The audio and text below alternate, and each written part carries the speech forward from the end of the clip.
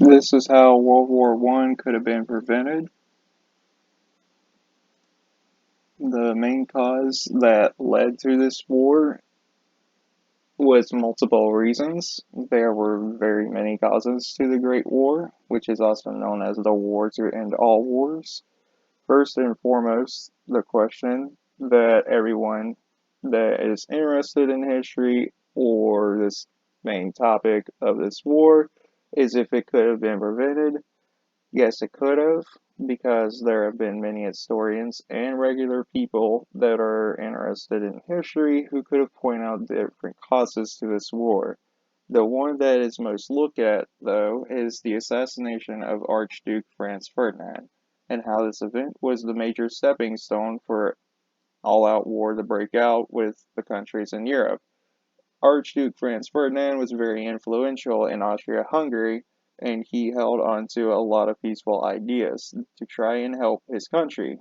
For example, Franz Ferdinand was the strongest spokesman for peace in Austria-Hungary. He believed that a war with Russia would lead to the downfall of both empires. This is some of the reasons that he would push for peace for the better of some nations and including his own nation. This is also what led to him having enemies, as every person with influential power does. Another example is if Franz Ferdinand had been assassinated, and if it had been someone else, then Austria-Hungary would have almost certainly not have gone to war, because he was the head of the faction that wanted to avoid war. Another thing that led to his assassination was the Serbs who were resisting the Ottoman Empire.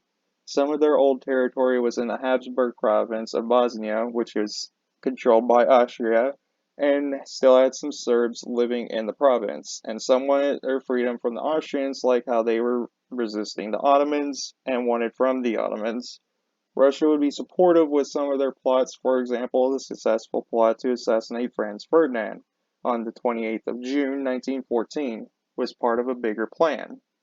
These plotters hoped that killing him would provoke the Empire of Austro-Hungarian to declare war on Serbia, and that's when Russia would step in and hope that they would take a leap to the defense of Serbia and defeat the Habsburg armies and help the Bosnian Serbs win their independence. What would have happened if Franz Ferdinand survived? Well, several countries became part of plots or alliances. This is what led to being another involvement to World War One, and that we'll get to that later. If he survived the bullet, he would have not pushed for it because I would go for it against his idea, since he was a huge peace advocate. He would also try his best to apprehend the people that tried to kill him, and if they were in another country, he would diplomatically try his best to do that and diplomatically make sure the country would not fall into chaos and war.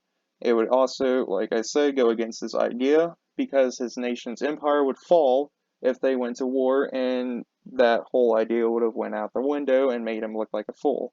And the other reason is it would pretty much poke the bear for other empires to fall. And tensions were already high among a bunch of European powers, so that's what the plan to assassinate him made a rapid descent into the war. There was also other causes to the World War. Germany was pulled into having to help Austria due to a thing, like I said, known as alliances, and most of the European countries were using this alliance system after the Napoleonic Wars. This alliance system was pretty much to keep the content from devastation of big wars and to balance power among the other nations. This is what some of these alliances were called. One was the Triple Entente, led by Russia and France, with Great Britain joining several years before the war. The other was the Triple Alliance, which included Austro-Hungary, Germany, and Italy, and later the Ottoman Empire, eventually becoming known as Central Empires. Another big issue that was caused was a country's nationalist citizens with nationalism as the idea, and that had been growing rapidly. For example, like the Serbians wanting freedom, they were using nationalism. This could have been at least handled where citizens who were proud of their country, but not take it too far, And there is a thing called imperialism. Imperialism was basically nations expanding onto other territories, taking it over for their own, and using the resources and their economy, everything, pretty much in that territory to boost their nation. So they could have literally boosted their own nation, fixed certain issues in economics. That way, their nation was self sufficient, and they wouldn't have to worry about gaining strategic advantage over certain territories to help with their nation. So they could have literally diplomatically and fixed their own issues to become self sufficient. And there's another way it could have been prevented. The two influential people that were really had a pull over European nations was Germany's leader, which was Kaiser Wilhelm II, and then Russia's leader, the Tsar Nicholas II.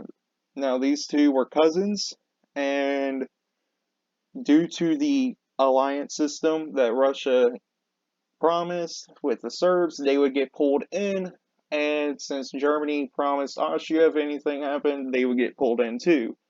Now, they sent telegrams to each other talking about how both of them didn't want to do it, and Tsar Nicholas realized the mistake he made by pretty much getting into an ignoble war that has been declared on a weak country. And before Kaiser Wilhelm got his cousin's letter, Nicholas already asked, before I get into that, if he could talk down his allies, because he would do the same. And Kaiser Wilhelm wrote before Nicholas's letter came in that he was going to do his best. Now, the thing is, these men were very influential. Everything in Europe usually happened with pull from Germany or Russia. So these two men had a lot of pull. If they stood firm in diplomats, they could and most definitely have won over their allies because it's proven that if they stood firm, even if Ferdinand died, that they could have at least, very least, I guess you could say, waited till things went over. That way, all the Austrians had to do was go after whoever killed him diplomatically, like he would, and not press anything else into war because nobody wanted that. And here's the argument: war was inevitable, which was it's already happened, so it's not wrong. History's already written. Again, the stepping stones was imperialism used by multiple countries and nations, nationalism, and the major one, which is the assassination of Archduke Ferdinand. And this was the final stepping stone, but there could have been a lot to prevent that. Bodyguards could have done more. That way, the assassin would never got close to him. And then you also have how even war is inevitable, how the technologies would get involved in making new weapons of destruction, like artillery guns, tanks, chemical warfare, like gases, chlorine gas, phosphagen gas, and mustard gas, and airplanes. Pretty much a lot of new things that was new at that time. Now, the summary is this war, like I said, could have been prevented with if he survived the bullet or if his bodyguard staff had managed it where he could go a different way once they figured things out, because they did. It's just everything was stressful and it did not play out in time. So if it did play out in time, things would have gone a different way. If this had happened, the assassin would have never been near Ferdinand, and then we would also have other causes that prevented the war, which was nationalism because of a country's extreme pride. If they pretty much prevented, like,